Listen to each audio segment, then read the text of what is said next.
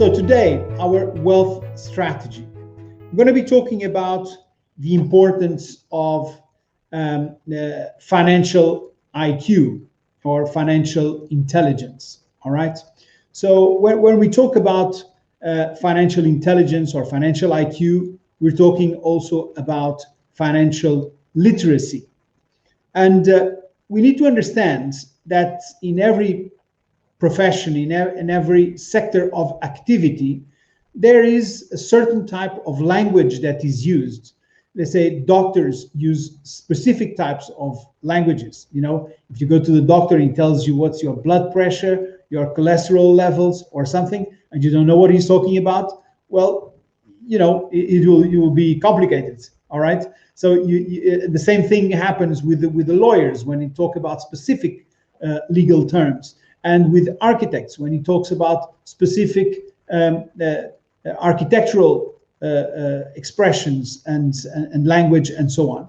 And it's the same thing about finance. So it's important to develop this financial IQ and starting with the to become financially literate, to understand the words, what it means, and what it's all about. Okay, so this is important if you want to build wealth, and especially if you want to accelerate your prosperity. All right.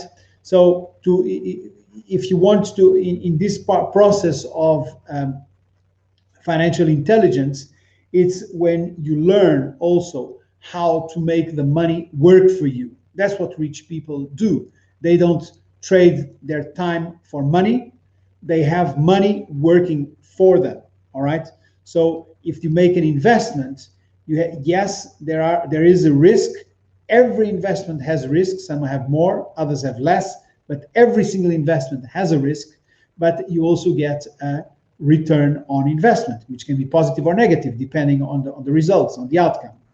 Now, if you leave your money in the bank, it's just sitting there and you're not getting, maybe there is no risk, and that's to be seen because we never know what may happen to some banks. And then on the other hand, you're not getting a return because banks are no longer paying interest, and in many cases it will cost you money to keep your money in the bank. All right. So this is the importance of financial IQ, financial intelligence.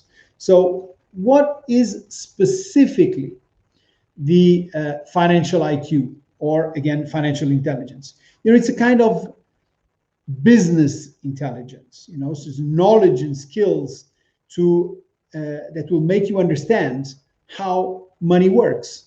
Okay. And it's to be savvy, knowledgeable around money. You know, how much can you make with certain types of investments? What kind of risks are there involved? Is 10% a good or a bad return? Well, it depends on the investment. For some investments, it's exceptional. For others, is very, very poor.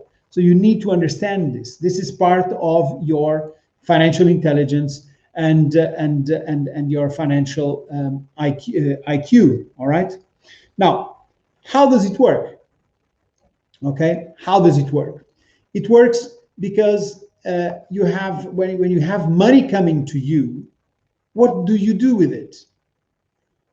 How do you get your money to go out?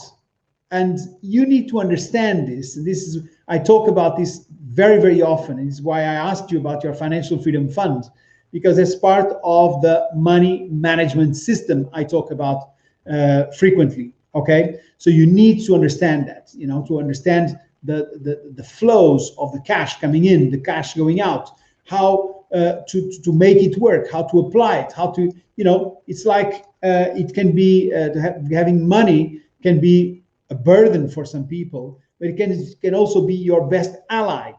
You know, he's working, it's a partner, it's a business partner you have there. He's working hard for you. So you just need to tell him what to do. All right. So that's the thing. So what if you start implementing it? Have you thought about starting implementing this financial intelligence? Okay. you need to start the journey. And starting the journey means that you start to learn, to increase your financial literacy. All right.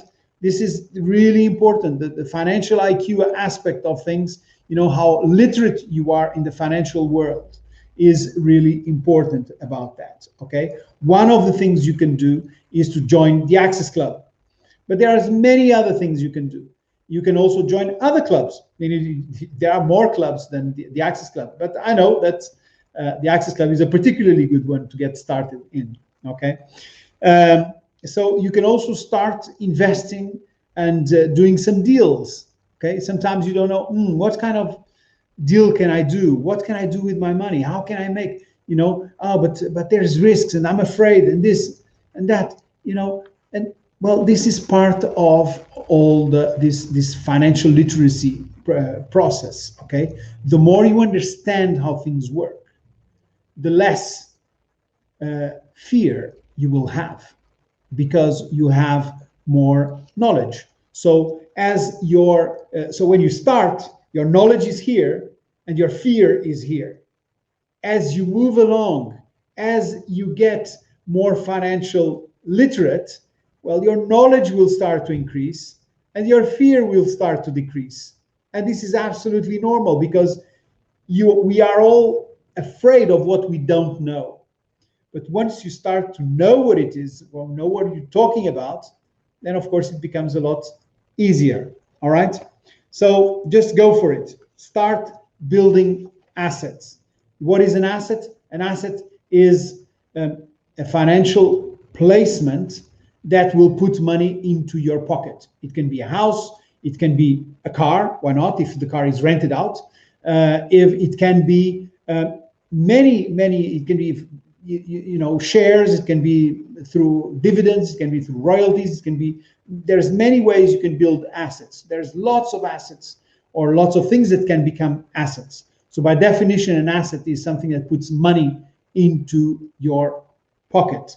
An asset will pay for your lifestyle or contribute to your lifestyle. All right. And just to conclude, I really like this quadrant.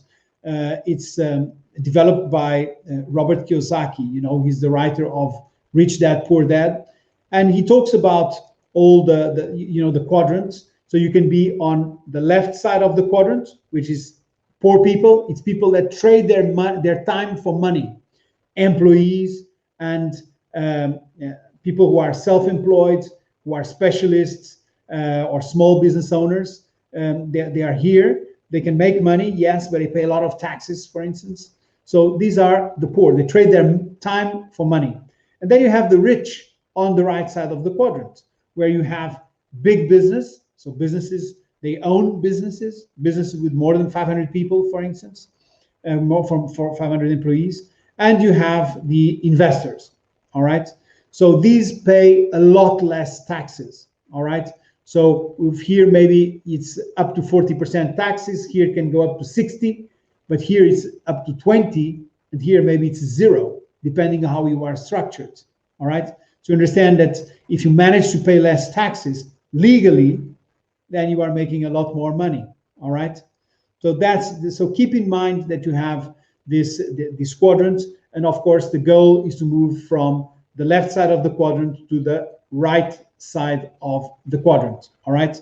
So rich, they have their money work for them and they control their money, and the poor trade their time for money.